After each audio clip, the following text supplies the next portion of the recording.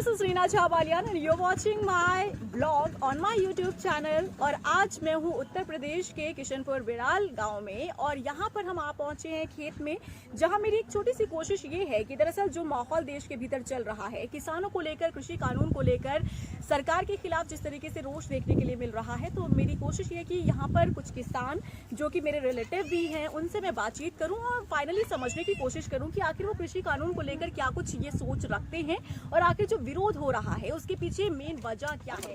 एक बार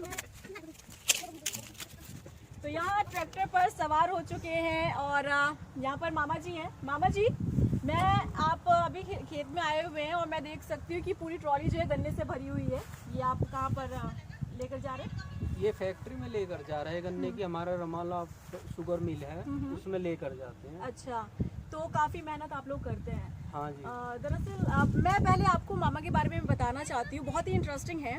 दरअसल मामा जो है 8 या 9 साल ना मामा 10 इयर्स जो है अमेरिका रहकर आ चुके हैं और वहाँ से आने के बाद इन्होंने खेती करना चूज किया, क्योंकि आप सभी जानते हैं कि उत्तर प्रदेश, हरियाणा, पंजाब में ज़्यादातर किसान हैं, इनके प्रतिशत यहाँ पर ज़्यादा है और इन्होंने यहाँ वापस आकर कृषि करना ही इन्होंने ऑप्शन समझा, क्योंकि जिस तरीके से देश के भीतर चल रहा है रोजगार को लेकर, बेरोजगारी को लेकर, उसके बाद इन्होंने सोचा क्यों ना हम खेती को आगे बढ़ावा दें। लेकिन मोदी सरकार में जिस तरीके से कृषि कानून आया उसके बाद हमने देखा काफी फेरबदल जो है वो होने को है और काफी रोष देखने के लिए मिल रहा है। मामा, तो जरा आप बताओ कि आखिर क्या वजह है कि किसान इतने ज्यादा आक्रोशित हो रहे हैं?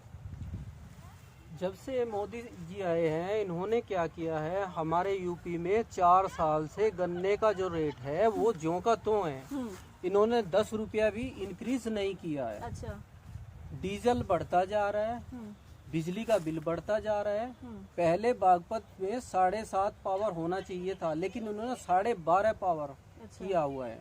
उसका इतना चार्जेस बढ़ गया किसान पे, ऊपर से डीजल का, ऊपर से लेबर का, तो इसमें हमें कोई प्रॉफिट नहीं हो रहा है। अच्छा। अभी किसान बागपत का जो है वो और भी नीचे जा रहा है। सबसे ज्यादा बागपत जिले को दिक्कत हो रही है इसमें। अभी जो गन्ने का पेमेंट है, कम से come every year 10-20 rupees minimum increase होना चाहिए था, जो कुछ भी नहीं हो रहा है। लास्ट 4 ईयर से 1 रुपया तक भी नहीं बढ़ा है, तो इससे नुकसान हो रहा है बहुत। अच्छा, तो अब आप कैसे महसूस कर रहे हैं, क्योंकि 10 साल आप विदेश में रहे और उसके बाद आकर आपने यहाँ पर किसी और रोजगार की तलाश नहीं की, बल्कि आपने सोचा क्यों ना इसे कृषि को बढ़ावा दिया जाए, लेकिन अब इस स्थिति में किसान? पहले मुझे लगता था कि अपने कृषि को कुछ बढ़ाया जाए, इसमें कुछ नया कुछ डाला जाए, लेकिन क्या है कि यहाँ पर गवर्नमेंट जो है वो किसानों को कोई सपोर्ट नहीं करती है, बल्कि बाहर कंट्रीज में किसानों को जो गवर्नमेंट हेल्प करती है हर तरीके से, और यहाँ पर उनका खून चूसा जाता है। अभी किसान इस स्टेज में आ गया है कि वो कर्जे में दबता जा रहा है, उसको कोई हेल्प नहीं है और मुझे बहुत ही दुख हो रहा है इस बात का। अब आपको लग रहा है कि शायद मैं विदेश में रहता तो ज्यादा बेहतर स्थिति में रहता? Sure, I am sure. अच्छा, ये कहा जा रहा है कि किसान जो है वो ज्यादा पढ़े लिखे नहीं होते, जैसी कि भावना बनाई जा रही है कि किसान ज्यादा पढ़े लिखे नहीं होते, जो कृषि कानून लाया गया है वो समझ में नहीं आ रहा है किसानों को। तो जरा मैं चाहूंगी, क्योंकि आप वेल एजुकेटेड हैं और आप विदेश में रह चुके हैं और आप बहुत अच्छे से समझ सकते हैं कि कृषि कानून कहता क्या है, तो जरा आप अपने शब्दों में बताएं कुछ सरकार को, और क्या किस तरीके से इस दौरान नाराजगी है किसानों में? ऐसा है, किसान बहुत ही पढ़े लिखे भी है, समझदार भी है, लेकिन क्या है कि गवर्नमेंट जो है पब्लिक को ये दिखाना चाहती है कि इनको समझ नहीं आता है कुछ भी। जो किसान काम कर रहा है उसको पता है कि कैसे करते हैं, लेकिन ये क्या है, ये कानून इनके ऊपर थोप रहे हैं, जो कि ठीक नहीं है। थोपना ठीक नहीं है, सब समझ रहे हैं उनके साथ क्या होने वाला है जी, लेकिन ये उसको क्लियर नहीं होने दे रहे हैं। अगर ये चाहते तो पहले आपको समझा सकते थे, पॉइंट टू पॉइंट आपको क्लियर कर सकते थे, लेकिन ये नहीं चाहते हैं। ये सिर्फ इसको लागू करना चाहते हैं किसी भी तरीके से। तो ये कहना गलत नहीं होगा कि जल्दबाजी में सरकार लेकर आई? बहुत ही जल्दबाजी की है, बहुत ज्यादा। किसानों को संभलने का मौका नहीं दिया गया, उनको समझाया नहीं, उनको बताया नहीं हम ऐसा कानून ला रहे हैं जो ऐसे ऐसे आपको करेगा। कॉन्ट्रैक्ट फार्मिंग है, हर जगह हो रही है, पहले भी उस पर एक्सपेरिमेंट हो चुके हैं। और ये जो शुगर फैक्ट्री होती है ये सेम उसी की तरह होती है। इसमें क्या होता है कि आपको कॉन्ट्रैक्ट दे दिया, अभी क्या होता है जो गन्ना वो नहीं ले पाते हैं, खराब हो जाता है मौसम की वजह से, तो वो प्राइवेट उसमें डालना पड़ता है, तो उसमें पैसा नहीं मिलता है कुछ। अभी ये भी नए बीज के लिए बोलते हैं, एवरी 2 ईयर ये चेंज करते हैं। कभी बोलते हैं कि ये 2 साल बाद जब तक रेडी होता है तब बोलते हैं कि ये रिजेक्ट हो चुकी है वैरायटी, तो उसमें किसान को लॉस उठाना पड़ता है। तो ये भी उसी की तरह है बिल्कुल। और गन्ना किसान सबसे ज्यादा सफर कर रहा है आज के टाइम में। बिल्कुल, और धरती पुत्र कहलाते हैं ये किसान, अन्नदाता कहलाते हैं जो हमारा और आपका पेट भरते हैं, लेकिन आज वही परेशान है। तो आपने एक किसान की बात सुनी और उन्होंने बताया बखूबी कि आखिर किस तरह से उन्होंने 10 साल अपने जो है विदेश में बिताए हैं, और उसके बाद जब उन्होंने अपने यहाँ पर धरती पर वापस आने की कोशिश की तो कृषि को चुना, लेकिन आज वो कहीं ना कहीं अफसोस इस पर जताते हुए नजर आए हैं। और यहाँ पर ये मेरे बड़े मामा हैं, सुनील मामा जी हैं, और लंबे समय से ये खेती करते आ रहे हैं। मैं इनसे भी समझना चाहूंगी कि आखिर क्या कुछ समझ रहे हैं फिलहाल की स्थिति को देखते हुए। मामा जी नमस्कार। नमस्कार। कैसे हैं? बढ़िया। अच्छा मामा जी, पहले सबसे पहले आप ये बताइए कितने लंबे समय से आप खेती से जुड़े हैं? 30 साल से। 30 साल से। अच्छा, 30 साल तक आप खेती अभी करते आ रहे हैं, क्या महसूस कर रहे हैं, क्या पाया आपने ये खेती करके? खेती करके तो बहुत बढ़िया चल रहा था, लेकिन आज से 5 साल पहले जो चल रहा था बहुत बढ़िया चल रहा था। 5 साल के बाद में जब पहले जो सरकार आई भाजपा की, बहुत ही मतलब जो अच्छा काम किया था, लेकिन अब 5 साल से 12 नहीं क्या हुआ, मतलब किसी के हाथों बिक गया भाजपा या क्या हुआ, आगे सरकार आने का मन नहीं है, या सरकार को मतलब जो है कुछ देश में करने का मन नहीं है।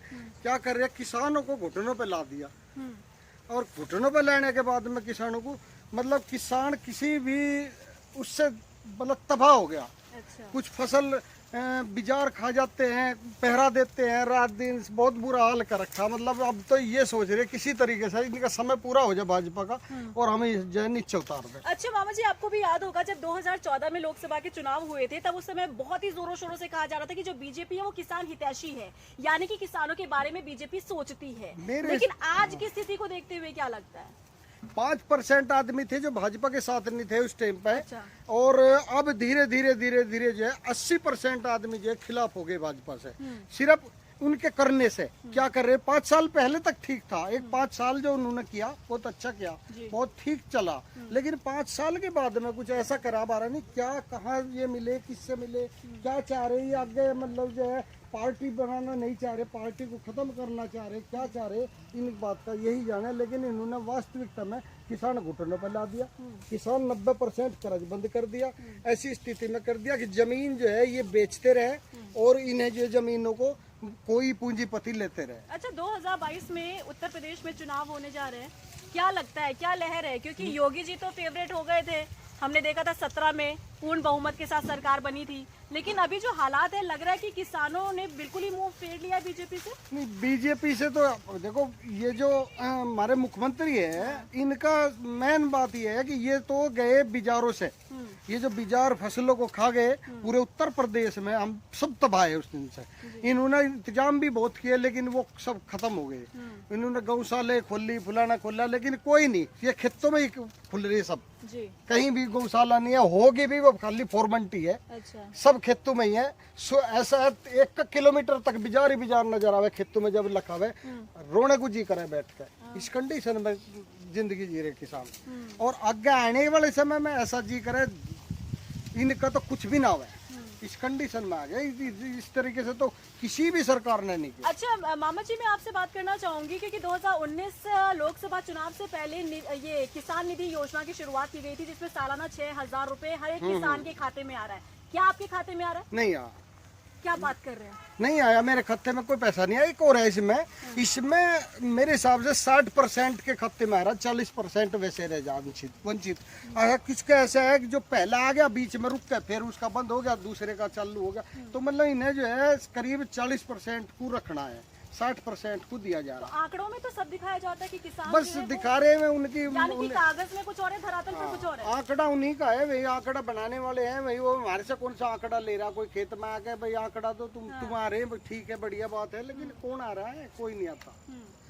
तो इसीलिए कोई भी मतलब जो है अब ये बोल रहा था इलेक्शन के टाइम पे किसानों का कर्जा माफ होगा, उसमें कर्जा माफ होने में भी 1 लाख रुपए तक का कर्जा माफ हुआ, वो भी 40% का 60% का कर्जा नुका नहीं रहेगा। अच्छा। बारह नहीं कैसे कर रहे, दिखावा कर रहे, क्या कर रहे, मतलब दिल से किसानों के साथ में ये सरकार है नहीं। तो यानी कि शुरू में जो कहा जा रहा था कि मोदी जी और मोदी जी किसानों के बारे में बहुत सोचते ना, हैं, ना, लेकिन ना, ये कृषि कानून जो नया लाया गया गाजीपुर बॉर्डर पर, हम देख रहे हैं दिल्ली की बॉर्डर पर किसान अभी भी डटे हुए हैं। अब क्या लग रहा है स्थिति को देखते देखो बॉर्डर पे तो मैं गया नहीं ना, किसानों से मैं तो अपने यहाँ पे देख रहा, जो हमारे साथ में बीत रही है उसको देख के बोल रहा, मुझे बॉर्डर से क्या करना।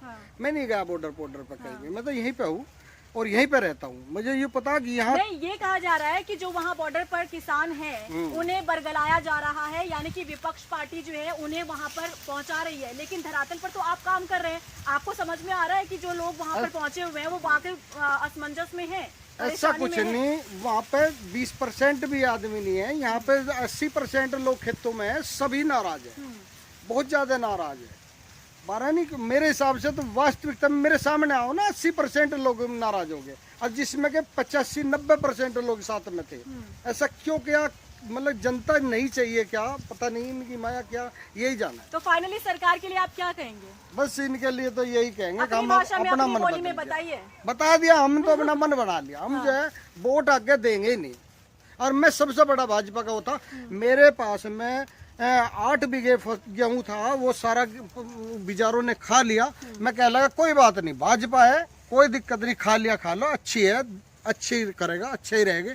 तीसरी साल है मेरी जो फसल खाई, मैं जब भी दिक्कत नहीं मानी, लेकिन अब दिक्कत मान गया। फसल खाने में दिक्कत नहीं माननी, उसकी इनके करनों से जो काम कर रहे उससे परेशान नहीं मानेगा। बहुत मतलब मन इनसे छक गया। बिल्कुल, तो देखा आपने, सुना यहाँ पर किस तरह से परेशान है। 30 सालों से ये किसान हैं और या खेती कर रहे हैं और कड़ी मेहनत के बाद फसल उगाते हैं, लेकिन जब इसी फसल का दाम इन किसानों को ना मिले तो वाकई दर्द होता है, क्योंकि परिश्रम हम करें, फल ना मिले तो वाकई दर्द होता है। सुबह शाम लगातार, आपको भी याद होगा कोरोना महामारी के दौरान किस तरह से हम सभी जब अपने घर में बैठे थे और आप सभी अपने घर में बैठे थे, तो भी ये किसान खेत में आकर काम कर रहा था ताकि फसल उगे, हमारा और आपका पेट भरा जाए। लेकिन आज यही किसान नाराज है, आक्रोशित है, परेशान है।